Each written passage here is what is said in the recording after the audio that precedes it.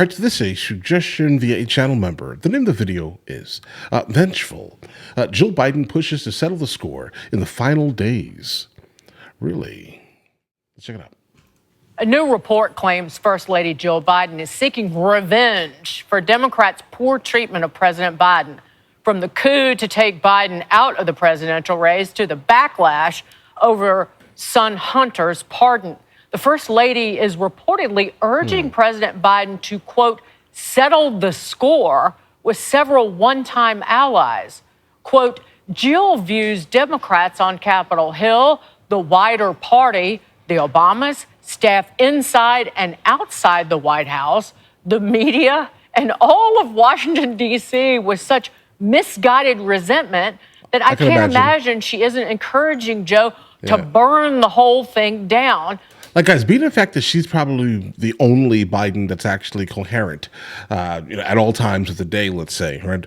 I can imagine how she could be completely, incredibly irate that everyone basically flipped on her husband and her family.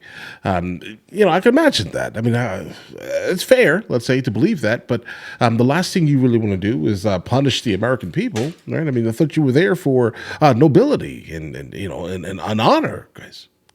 But all right. Despite his better judgment. Yowza.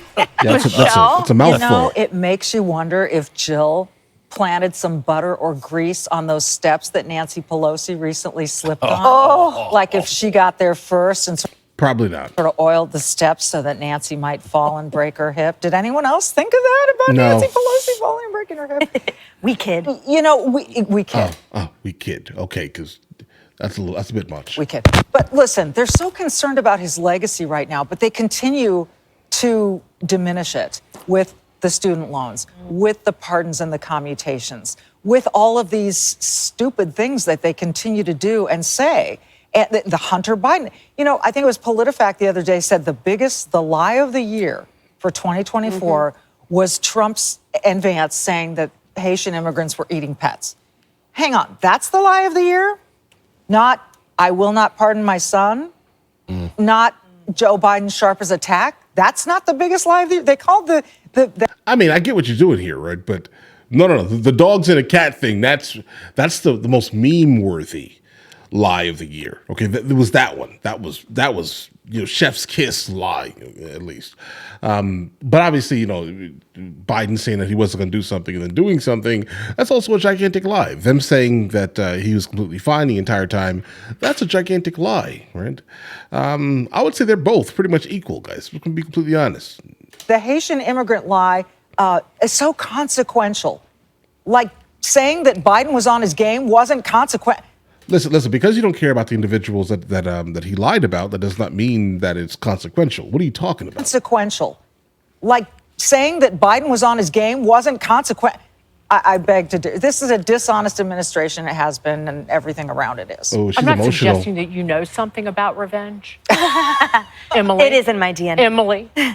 However, this doesn't seem potentially off base to suggest the anger inside the executive quarters.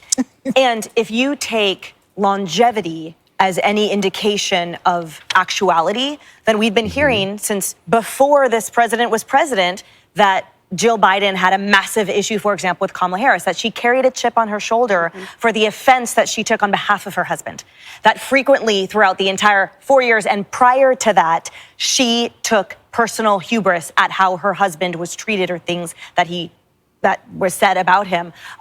Why is she always guiding him through rooms, guys? I also think it is no secret that she was the gas behind the vehicle of having him run again. I think that he he shoulders a ton of the ego blame, but there was definitely, when you talked about how the agencies can run on their own for quite a while, or at least for some time without truly a leader, I don't know if he would have declared for a second term, frankly. And I think given the volume and energy on her side, it was clear that the gas was coming from her. So it, makes sense that the anger is shouldered by her as well. And I think, look, we saw all the wearing red. I do think she voted for Trump. And I think she is gleeful that Kamala did not win, as is her husband. Okay, yeah, that's none of that is true. These are more like emotional responses. Now, do I think that she definitely is incredibly angry over what's going on here? Oh, yeah, she is, bro. There's no doubt here. Would I think that she would attempt to do any of the things that they're basically stating? I don't think so. She definitely would never have voted for Trump. That's just not the reality. I think in her situation, guys. I mean, we can talk about it, we can joke, we can kid about it, and things like that. But I think the reality is that she's in fact angry.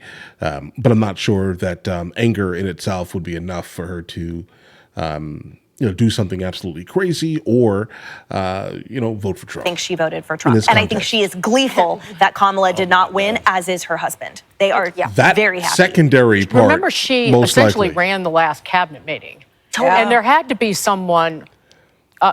It had to be Jill Biden propping Joe Biden up for the last several years. I sat on this sofa, not last July, but July last year, talking about we could see that he was in cognitive decline. Right. Any American could see what was going on. we can all see it. And she We're spent denying time it. with him morning, noon, and night. So she knew better than anybody the cognitive decline that we all saw. She knew it better, and she didn't care. Let's think about the rest of Jill Biden's life, though.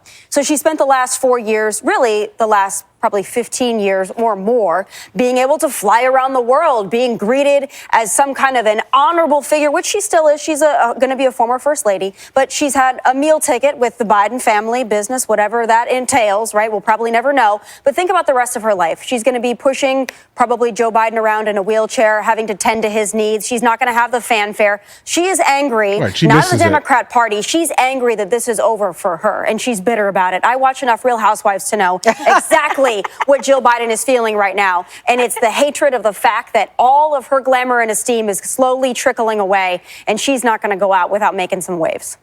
And guess who the soon-to-be former first family might have to live with in Delaware? Hunter. Yikes. Party at their house. I'd be bitter.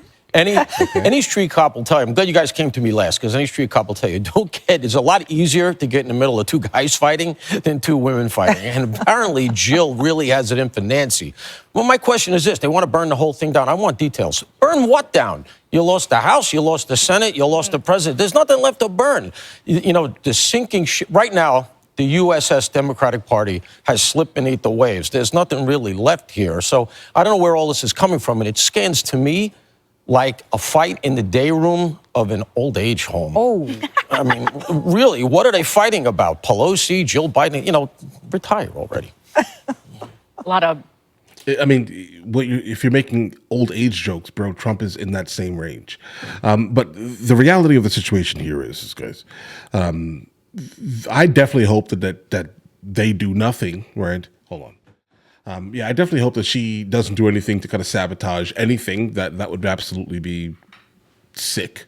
But by how they've basically been acting up until now, maybe. Okay.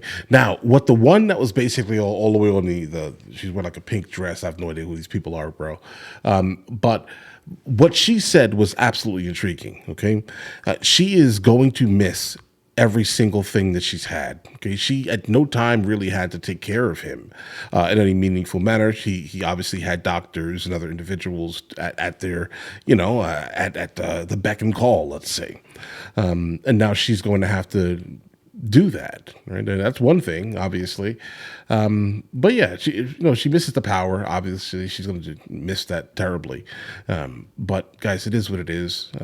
They lost, and what the guy in the center actually spoke about. The Democrat Party is lost. There's nothing there anymore, guys. There's nothing there anymore.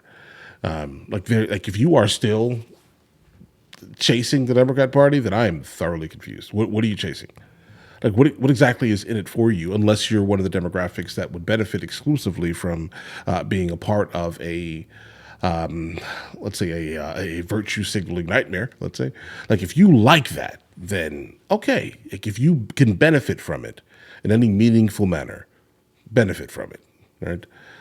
But for all the rest of the individuals in the United States of America who don't really align with any of the things that they're stating, we're going to keep beating you guys, and that's just the fact. I think kind of going forward until they can come up with something that the masses actually care about, rather than niche subgroups, guys. But that's where we are. But all right, listen, you guys all have an absolutely amazing day. Enjoy your day thoroughly. This is my lightsaber. Hey guys, you guys subscribe to the other channels? Logical Movie Reviews with Mr. L. Boyd, along with Mr. L. Boyd Music. Oh, also, Mr. L. Boyd Discusses. Guys, check it out. And if you haven't heard it today, you're amazing.